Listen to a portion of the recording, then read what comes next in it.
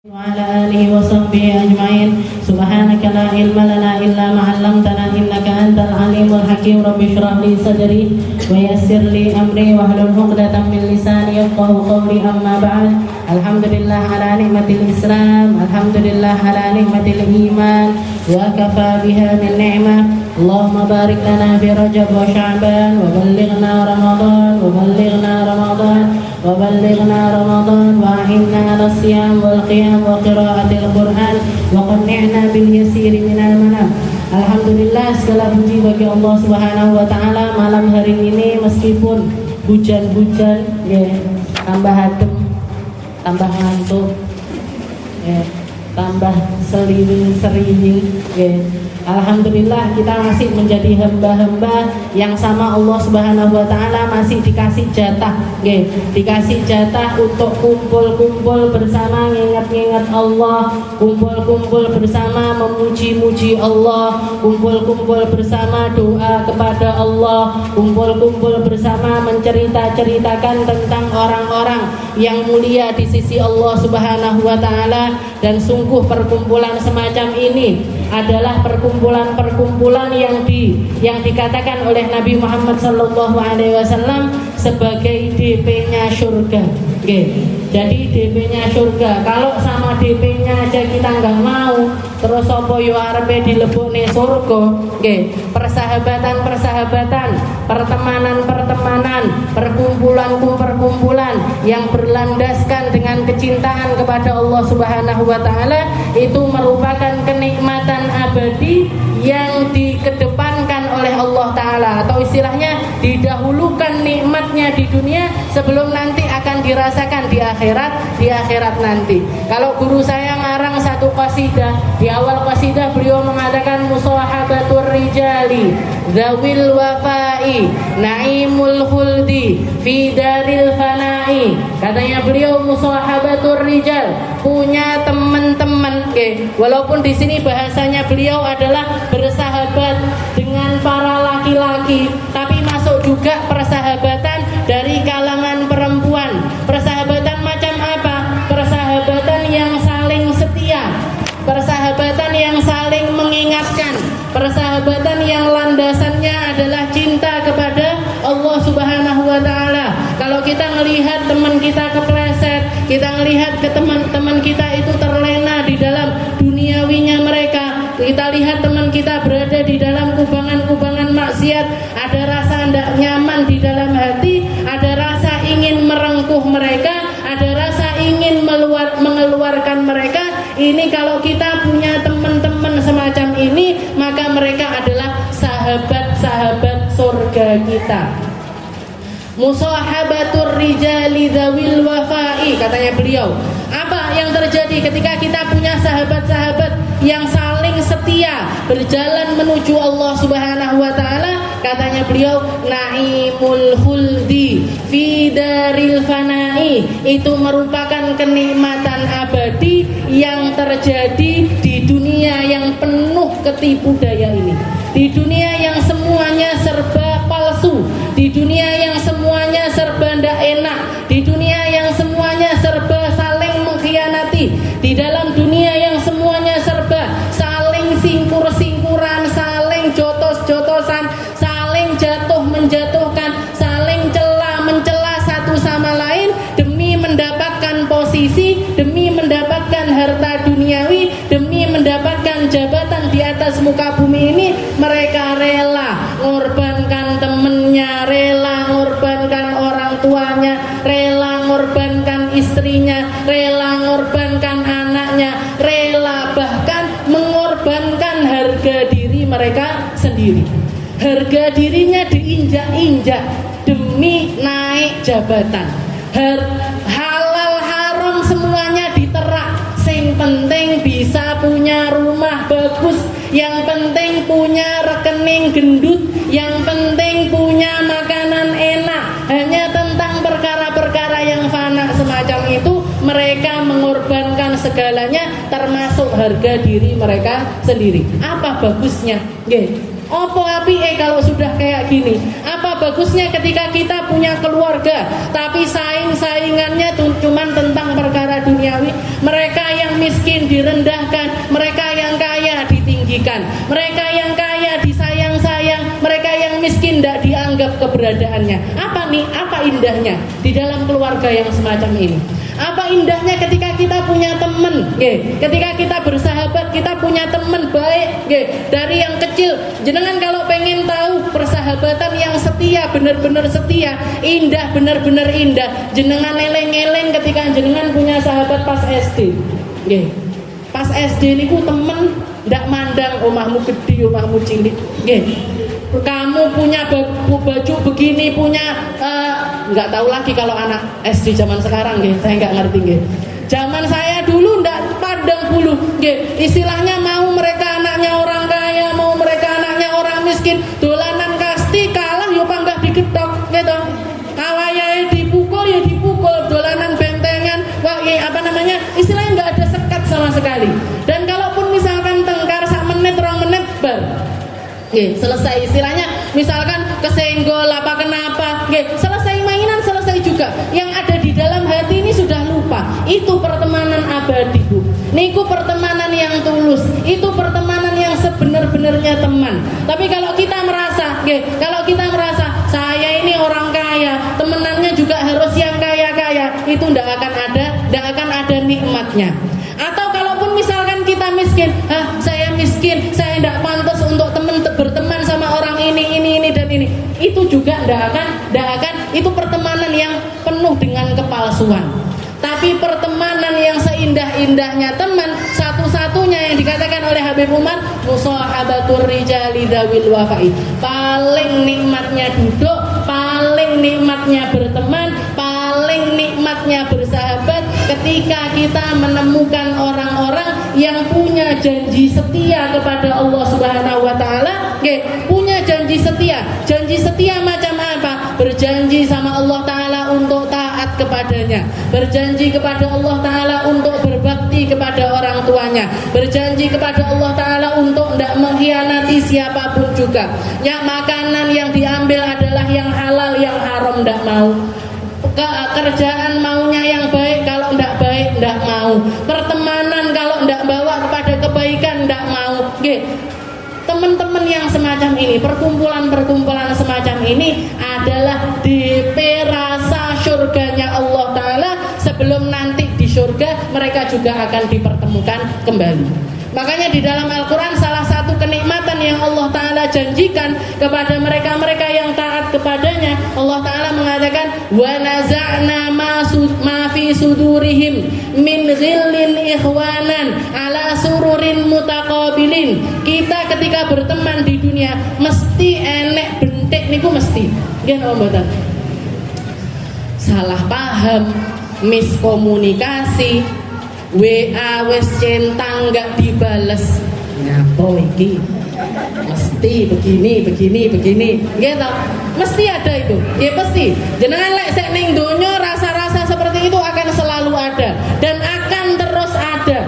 Semakin banyak teman kita, semakin banyak juga permasalahan-permasalahan semacam itu. Semacam itu mesti ada. Tapi janjinya Allah Ta'ala, ketika kamu setia menjalaninya, kamu tulus, istilahnya kamu berteman kepada mereka ini dengan lillahi ta'ala, karena Allah Ta'ala tidak mandang apapun yang ada pada diri mereka, tidak mandang siapapun mereka, tidak mandang anaknya siapa mereka, kamu lillahi ta'ala berteman, bersahabat dengan mereka. Katanya Allah Ta'ala persahabatan semacam ini akan langgeng sampai ke dalam surga. Tapi bedanya ketika di dalam surga, wa naza'na ma fi sudurihim min ghillin, rasa-rasa ndak enak tersebut akan dicabut sama Allah Ta'ala. Iri-iri dicabut, dengki dicabut, salah paham dicabut. Setelah itu apa? Manazana ma fi sudurin min ghillin ikhwanan ala sururin mutaqabilin. Mereka akan duduk berhadap-hadapan semacam ini. Lungguh koyok ngene lungguhe ahli surga, Bu. Orang ketika di surga kalau duduk-duduk, kalau ngerumpi, ribah ndak enak. Lek ngerumpi saya ada, ngerumpi, ngobrol, apa yang diobrolkan? Yang diobrolkan adalah kebaikan-kebaikan yang mereka tinggalkan di dalam ketika mereka di dunia. Lek ndak rebo-rebo dhewe ngaji, maca hadroh, udan deres, eling. enggak tak bocorkan. Eleng-eleng. Kamu ingat enggak dulu ketika kita memperjuangkan anak kita untuk sekolah di sini.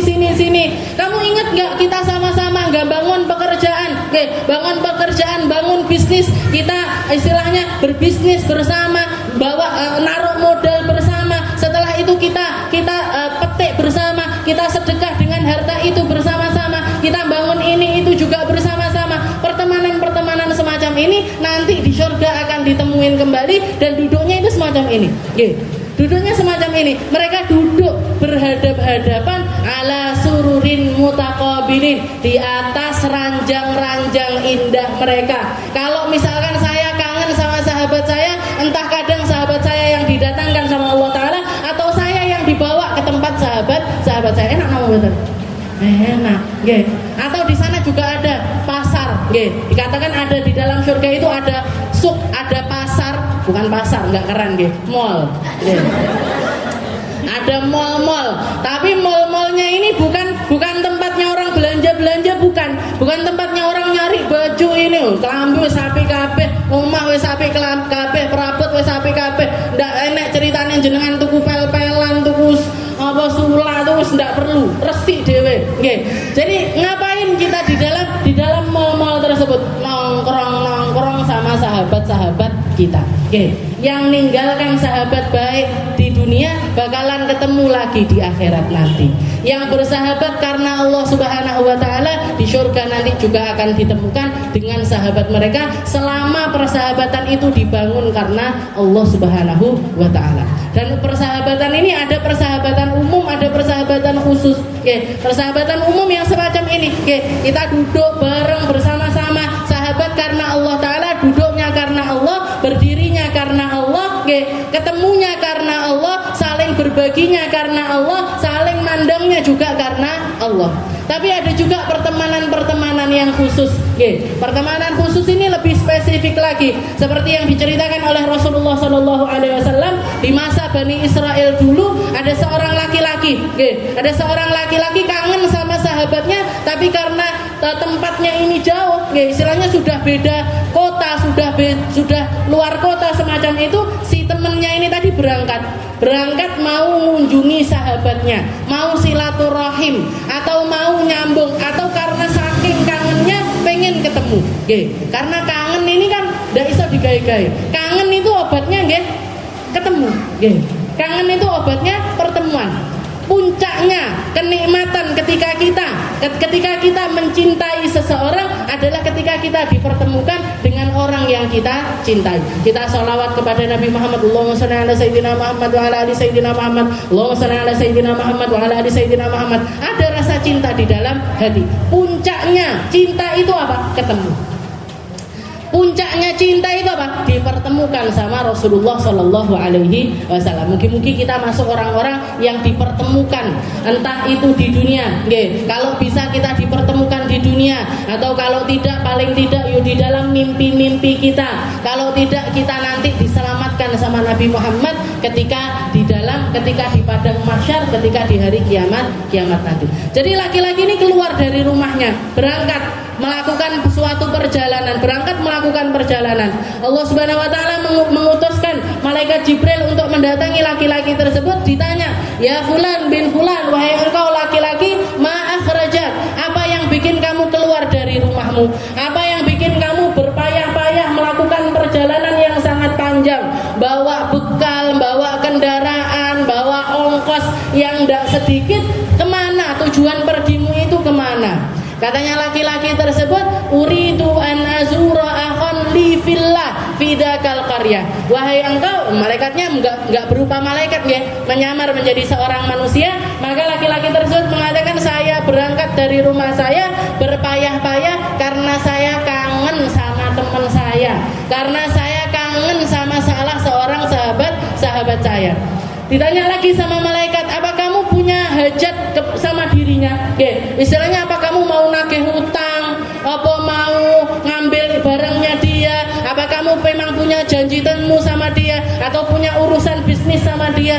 Katanya laki-laki tersebut, la Allah, tidak ada sama sekali, demi Allah tidak ada sama sekali. Yang bikin saya datang kepada orang tersebut murni murni karena saya kangen duduk-duduk bersama dia dan persahabatan kami berlandaskan cinta kepada Allah Subhanahu wa taala.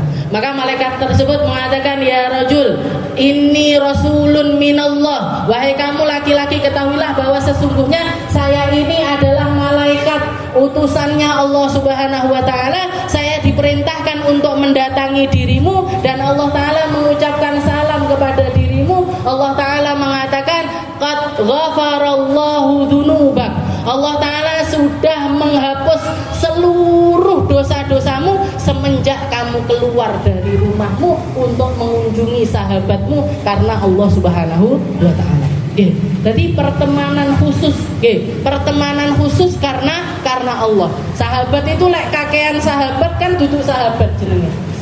Sahabat ini mesti titik siji loro, 1 2 tempatnya kita biasanya berkeluh kesah, tempatnya kita biasanya curhat, tempatnya kita biasanya ngobrol-ngobrol tentang perkara atau urusan-urusan kita, itu jenenge sahabat. Lek akeh jenenge jumpa pers.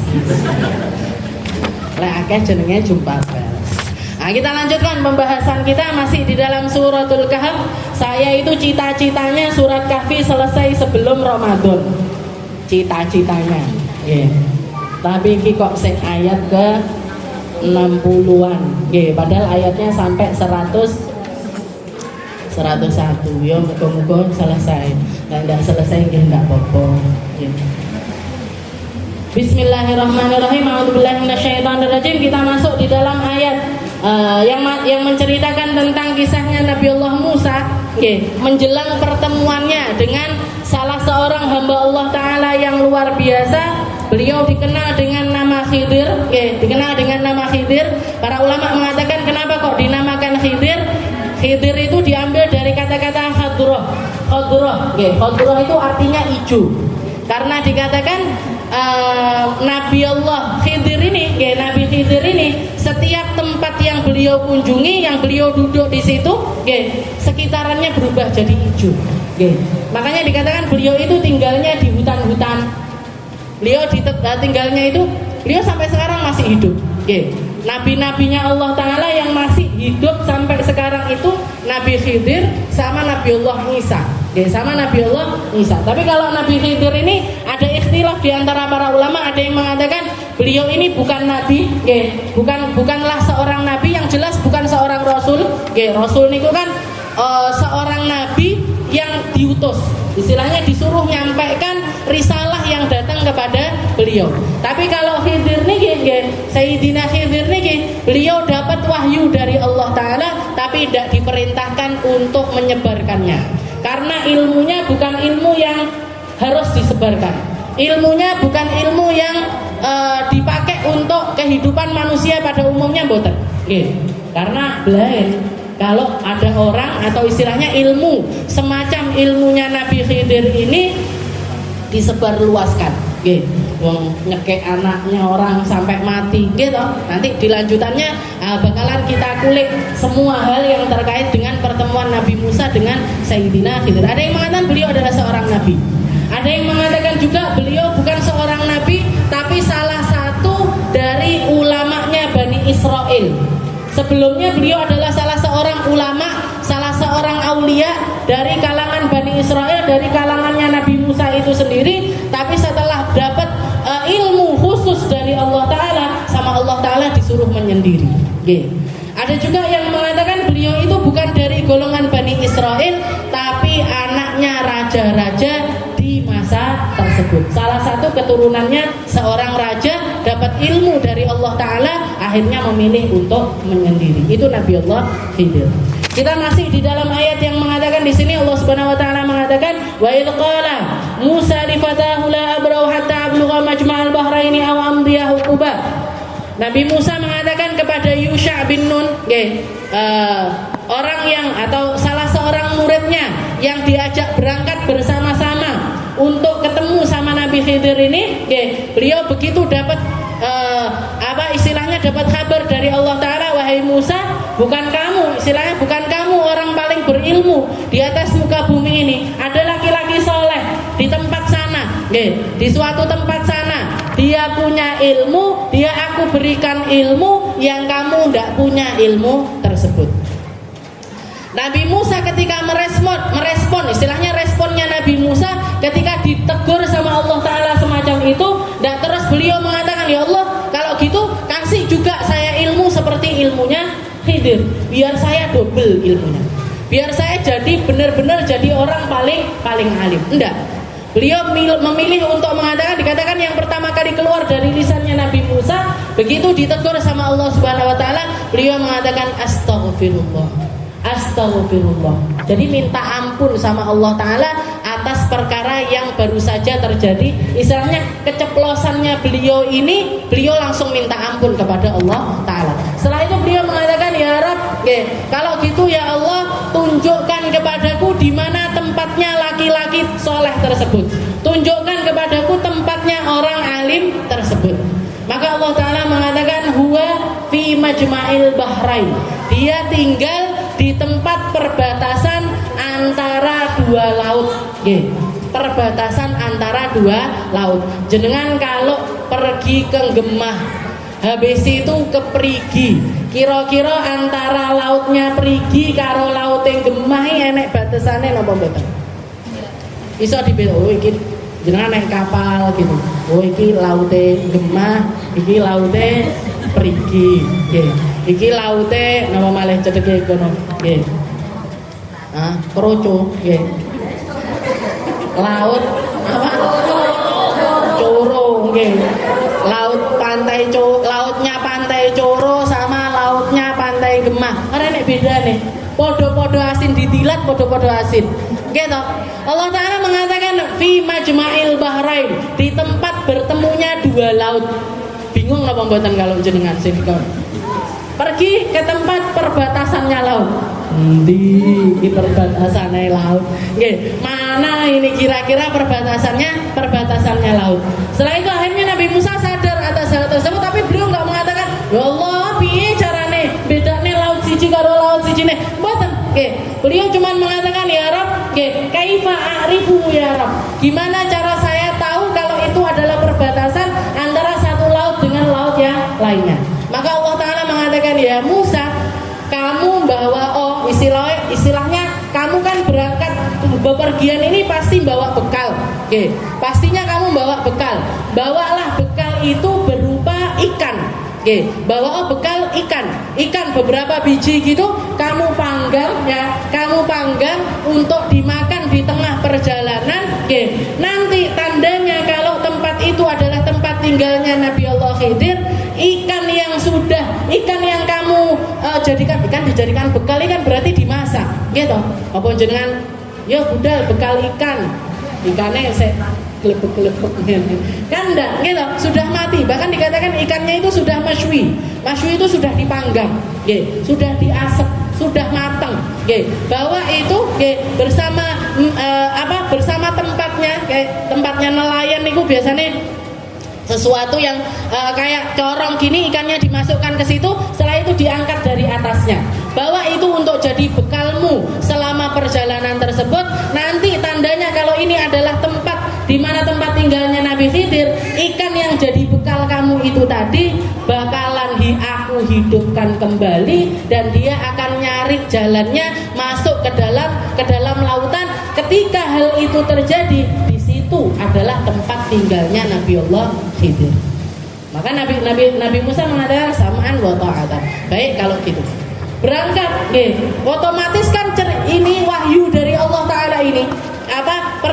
Aturan main untuk nemukan Nabi Khidir ini tadi. Dikasih tahu sama si Yusha ini tadi. Dikasih tahu kepada muridnya ini tadi. Wahai Yusha, nanti kalau kita perjalanan terus ikannya kita ini tadi kok hidup lagi, kamu kasih tahu aku. Itu adalah tempat tinggalnya Nabi Allah Khidir. Akhirnya jalan, hatta ablagha majma'al bahraini aw amdiya huquba. Falamma balagha majma'a bainihima nasiyahu tahuma fattakhadha sabilahu fil bahri saraba. Dikatakan ternyata begitu perjalanan jalan jauh berhari-hari, berhari-hari melakukan perjalanan, tahu-tahu beliau itu istirahat makan siang di satu sohrah, Nggih. Jadi di situ kayak ada gundukan tanah, beliau berdua itu jadi Nabi Musa bilang sama Yusha, "Wahai Yusha, buka bekalnya, ayo kita makan." Dimakan. Nggih. Tapi satu ikan ini tadi tidak dihabiskan. Jadi misalkan ikan 2 lembar ngoten nggih. Kok 2 lembar? Apa? Bukan 2 ekor, kan ada walik sini 2 sisi. Okay. Jadi 2 sisi, ini satu sisi itu dimakan berdua. Okay. Jadi makannya itu sekali makannya itu satu sisi dimakan berdua. Nabi Musa berdua sama si Yusha ini tadi. Akhirnya setelah selesai makan istirahat, geletak. Si Yusha ini tadi, ya dikatakan bekalnya itu ditaruh di sebelahnya Yusha. Di riwayat yang lain diceritakan, di dalam tafsir yang lain dikatakan Yusha ini ketika sebelum tidur dilihat Nabi Musa sudah tidur, beliau itu sempat wudhu. Air wudhunya ini nyiprat ke ikannya, begitu nyiprat ke ikannya tahu-tahu ikannya hidup lagi. Gelepar keluar dari tempatnya, terus ngeleset sampai masuk ke dalam laut. Bahkan si Yusha ini ngelihat dengan mata kepalanya sendiri kalau laut kan air ngoten nggih. Air. Tahu-tahu dari dalam air itu keluar kayak pusaran. Nggih. Jadi bolong. Nggih, lautnya niku bolong. Si ikan itu tadi nyemplung masuk ke dalam bolongan tersebut. Si ikan ini tadi jenenge murid nggih. Murid nang ndi tibake gampang lali. Nggih. Penyakitnya murid ini ngendi ternyata gampang lali. Ini keluar dari majelis, "Bu, tadi yang tak sampaikan apa? Pokoknya ceritane Nabi Musa karo Yusha." Malah kadang-kadang sapa ya jenenge muridnya Nabi Musa lali misalnya. Itu penyakitnya murid di mana-mana. Ini Yusha aja kayak gitu, Bu. Ya, tadi saya ndak bakalan ngeresulo lek duwe di rumah nih terus apa yo lali nih nggak apa-apa, tak maafu. Nabi Musa, sekelas Nabi Musa yang muridnya gampang lali kan. Maya sampai diabadikan sama Allah Ta'ala mengatakan falamma balagha majma'a bainihima nasiyahu tahuma fattakhadha sabilahu fil bahri saraba. Yang lupa itu cuman Yusha saja, tapi diabadikannya sama Allah Ta'ala ketika mereka nyampe di perbatasan dua laut itu tadi, mereka berdua lupa. Jadi di sini ngomongnya nasia. Kalau nasia satu orang itu nasia, itu satu orang. Tapi di sini Allah Ta'ala nasia, 2 orang itu podo-podo lali kabeh. Hutahuma, lupa tentang apa? Lupa tentang perihal ikannya mereka berdua. Fattakhadha sabilahu fil bahri saraba, sehingga ikannya ini hidup lagi, ucul masuk ke dalam laut dan dua-duanya tidak sadar. Yang delok niki lho ya ndak sadar. Kalau kita kan logikanya loh ngelihat keajaiban semacam itu, hebat itu bisa. Kalau kita harus langsung nggak status, kan biar viral gitu. Ternyata malah lupa. Ternyata beliau itu si Yusha ini tadi lupa. Fattakhadha sabilahu fil bahri saraba. Jadi bahkan sampai ketika berangkat, jadi begitu Nabi Musa bangun mau berangkat lagi, mau melanjutkan perjalanan, itu bekas jalannya gelepar-geleparnya ikan itu loh sek ketok. Tapi sing jenenge Yusha ini yo ndak cerita, yo ndak omong, yo ndak bilang apa-apa sama Nabi Musa. Akhirnya apa? Fattakhadha sabilahu fil bahri saraba. Falamma jawaza qala li fatahu atina ghada'ana laqad laqina min safarina hadza nasaba. Jalan lagi sampai besok siangnya. Jadi mlaku neh aduh banget sampai nginep sampai besoknya. Dikatakan ghada itu namanya makan siang sampai sebelum jadi makan siang itu artinya bahasa Arabnya ghada. Kalau makan malam namanya asya.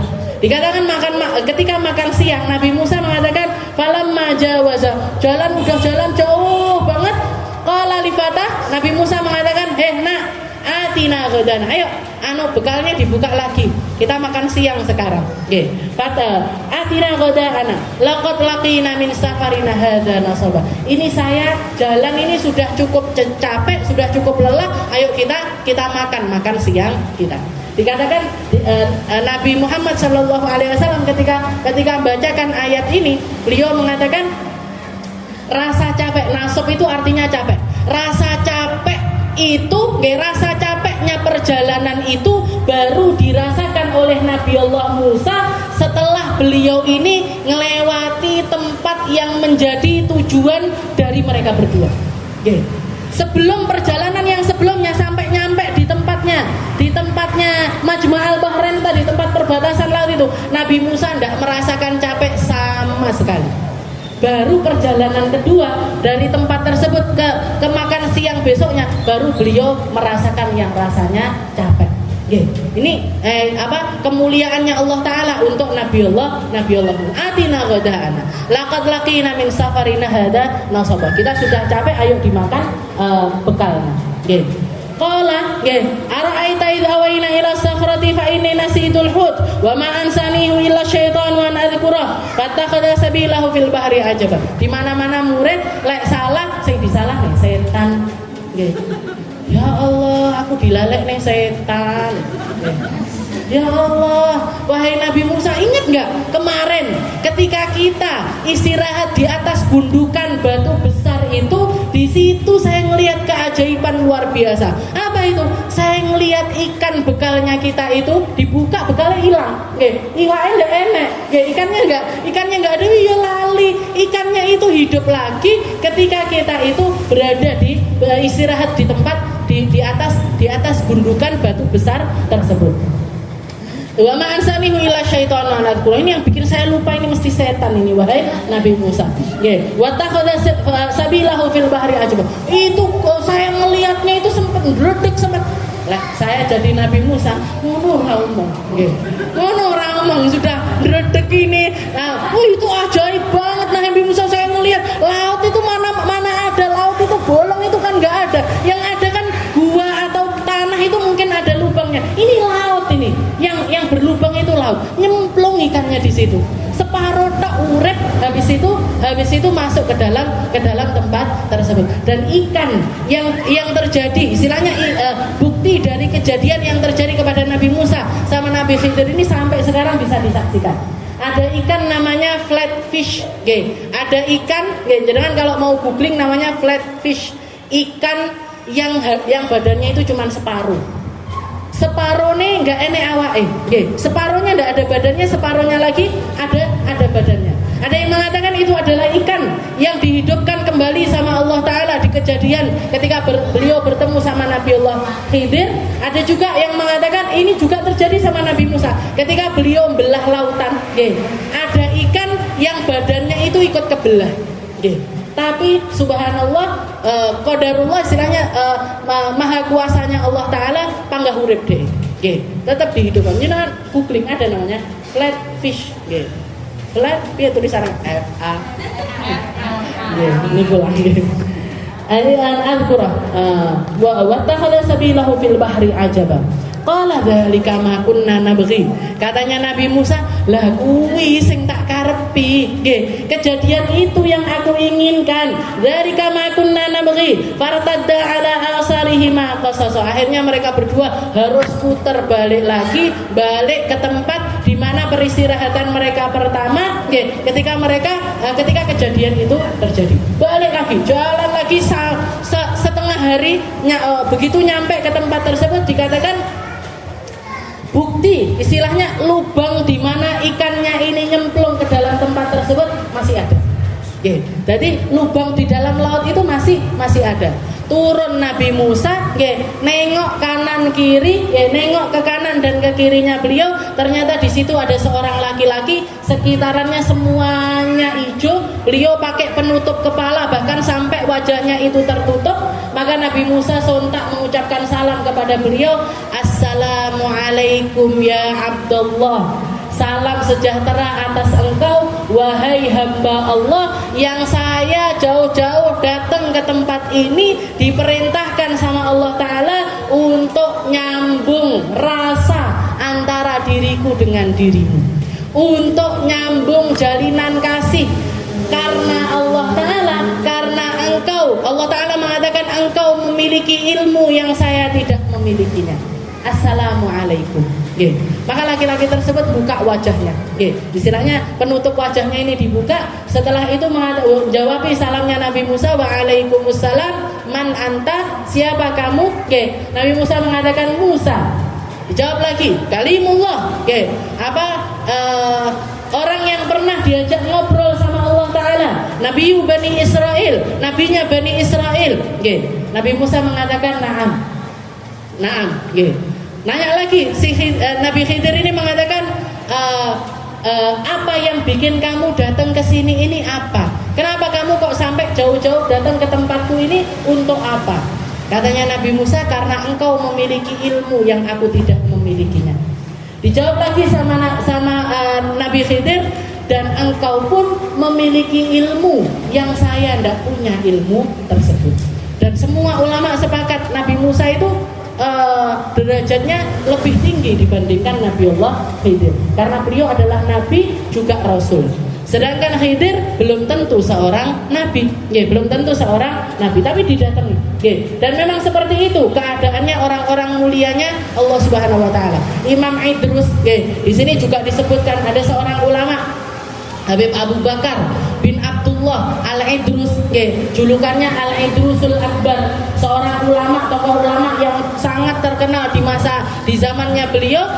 Beliau itu pernah mengatakan, saya setiap kali ketemu, setiap kali dengar di satu tempat ada orang soleh, di satu tempat ada seorang wali, di satu tempat ada orang yang bawa ilmunya Allah Ta'ala, di satu tempat di masa mudanya beliau dikatakan, saya tidak pernah dengar satu orang ulama pun kecuali tak datangi. Berkat dari ziarahnya saya di banyak tempat tersebut, di akhir usia saya tidak ada satu orang pun kecuali datang kepada saya untuk nyari, istilahnya untuk dengarkan tausiah saya, untuk dengarkan. Jadi dimulai dari perjalanan menuju tempat-tempat orang mulia, akhirnya beliau diangkat jadi orang mulia, sehingga semua orang ngambil kemuliaan dari beliau. Beliau punya karangan namanya Hadrah Al-Idrus, Rotib Al-Idrus. Pernah dengar nama Rotib Al-Idrus? Saya cita-citanya hari Rabu ini juga membaca Rotib A. Cita-cita saya banyak, Bu. Majelis ini Rotib sudah bisa, Hadrah insyaallah sudah bisa. Nanti lewat selancar ditambahi lagi Hadrah Al-Idrus. Itu luar biasa juga isinya. Tidak panjang-panjang koyo niki tapi. Kembali lagi, fartadda ala atharihi maqasas, balik lagi, nelusuri jalan menuju tempat yang diperintahkan sama Allah Taala untuk menemui Nabi Allah Khidir. Fawajada abdan. Nah, di situ ketemu sama seorang hamba, abdan min ibadina. Ini Allah Taala yang cerita. Nabi Musa saya pertemukan dengan seorang hamba, abdan, dengan hamba, min ibadina, dari hamba-hambaku. Saya temukan dia dengan dengan salah seorang hamba dari hamba-hambaku. Atainahu rahmatan min indina, dia adalah hamba yang aku liputi dengan rahmatku. Aku berikan banyak sekali rahmatku di sekitarannya dia. Atainahu rahmatan min indina wa 'allamnahu min ladunna ilma, dan aku ajarkan kepada dia secara langsung. Alamnahu min ladunna, kami ajarkan kepada Khidir ini tadi ilmu dari sisi kami secara langsung, tanpa perantara, bahkan tidak pakai perantara malaikat Jibril, tidak pakai perantara nabi, tidak pakai perantara manusia, tidak pakai perantara siapapun, ilmu langsung dari Allah Subhanahu wa Ta'ala. Nah, salah satu doa yang diajarkan sama Nabi Muhammad sallallahu alaihi wasallam, Allahumma rabbana atina min ladunka rahmah, wa atina, wa 'allimna min ladunka ilma. Rabbana atina, Rabbana atina, bukan. Rabbana Rabbana atina min ladunka rahmatan wa 'allimna min ladunka ilma. Itu doa dari Nabi. Jadi ngambil dari ayat ini tadi. Ya Allah, masukkan kami sebagai hamba-hamba yang penuh dengan diliputi sama rahmat-Mu dan berikan kami ilmu langsung dari Allah Subhanahu wa taala. Karena ilmu teori itu kita bisa belajar. Tapi ilmu hakiki itu nggak bisa dipelajari. Jenengan ngerti ilmunya sholat duha, iso sholat duha apa ndak? Kadang iso, kadang ndak. Okay. Kita tahu ilmunya sholawat kepada Nabi Muhammad Sallallahu Alaihi Wasallam. Tapi ada lisan-lisan yang ditakdirkan untuk bisa bersholawat, ada lisan-lisan yang tidak dikasih jatah untuk sholawat. Kita ngerti ilmunya sholat tahajud, tapi belum tentu bisa ngelakoni. Okay. Ilmunya kita bisa dapat dari belajar, bisa dapat dari ulama, bisa dapat dari sini dan lain sebagainya. Tapi kalau yang dari Allah Ta'ala, yang gerakkan kita, yang ngasih kita porsi, yang datangkan kita ke tempat-tempat mulia, itu tidak bisa diminta langsung dari Allah Subhanahu wa Ta'ala. Termasuk juga salah satu doanya dari Syekh Abu Bakar bin Salim. Kita rutin setiap kali ngaji kita baca doa tersebut. Allahumma inna nas'aluka, Allahumma inna nas'aluka ilman ladunni. Ya Allah, kami minta ilmu ladunni, ilmu yang datangnya dari Allah. Wa mashrabas sofil hani, dan kasih kami rasa-rasa kenikmatan. Jadi istilahnya gini, ya Allah, saya ini nuntut ilmu, tapi belum tentu bisa nyaman di tempat majelis ilmu. Saya ini mungkin bisa datang ke tempat zikiran, tapi rasa-rasa di dalam hati ini mungkin saya masih belum bisa merasakannya. Makanya minta masyrabas safil hani, di tempat-tempat kebaikan kasih saya rasa haus yang sangat sehingga kami bisa merasakan jernihnya rasa di situ, indahnya rasa di situ, hilangnya haus kami ketika saya di tempat-tempat tersebut. Kasih kami rasa-rasa yang seperti itu. Allahumma inna nas'aluka ilman ladunni wal mashrabas safil hani. Itu doanya Syekh Abu Bakar bin Salim. Itu bukan doanya Imam Haddad. Kalau yang nawaitu ta'allum wa ta'lim wa nafa, itu doanya Imam Haddad. Tapi inna nas'aluka ilman ladunni, itu doanya Syekh Abu Bakar bin Salim. Wa lamna min ladunna ilma. Jadi Nabi Khidir ini dapat ilmu langsung dari Allah Subhanahu wa taala. Satu ilmu yang tidak untuk disebarkan, satu ilmu yang hanya diberikan sama Allah Ta'ala kepada hamba-hamba terkhususnya. Karena ilmu ini kalau disandingkan sama ilmunya para nabi-nabinya Allah Ta'ala, tidak iso gantung, tidak pernah bisa sinkron jadi satu. Atau yang kita kenal biasanya sama ilmu hakikat. Orang-orang yang punya ilmu hakikat kadang-kadang melakukan perkara-perkara itu di luar tidak sakbaene, istilahnya seperti itu. Makanya itu tidak bisa dicontoh, tidak bisa dicontoh, tidak bisa diterone, tidak bisa kita ambil petuah dari orang-orang yang semacam. Dan biasanya orang-orang semacam itu tidak nyebarne ilmunya.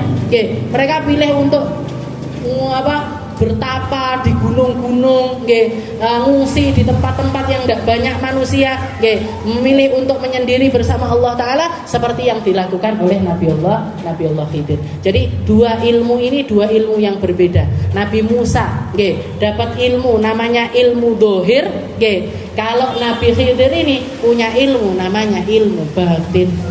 Ilmu batin yang datangnya dari Allah, gerak-geriknya diatur sama Allah Ta'ala, dan Allah Ta'ala yang menjamin. Istilahnya gini, kalau ada orang mengatakan, lah itu Nabi Khidir karena ilmu batinnya sampai bunuh orang. Fungsinya Nabi Khidir di sini sama derajatnya seperti malaikat Israel. Malaikat Israel mateni wong bendino, gitu, nyabut nyawanya orang setiap hari. Apa terus beliau ini masuk dalam kategori orang yang bukan orang, malaikat yang membunuh orang terus harusnya masuk ke dalam neraka? Tidak bisa, karena beliau melakukan hal tersebut atas perintah dari Allah Ta'ala. Nabi Khidir juga gitu, beliau bunuh orang, melakukan ini itu dan lain sebagainya karena patuh dan juga melakukan apa yang diperintahkan oleh Allah Subhanahu wa alamna min ladunna ilma. Kita qala lahu Musa la tabi'uka lan tu'allimani mimma 'allamta rusyda Wallahu a'lam bishawab. Insyaallah kita lanjutkan di pertemuan yang selanjutnya.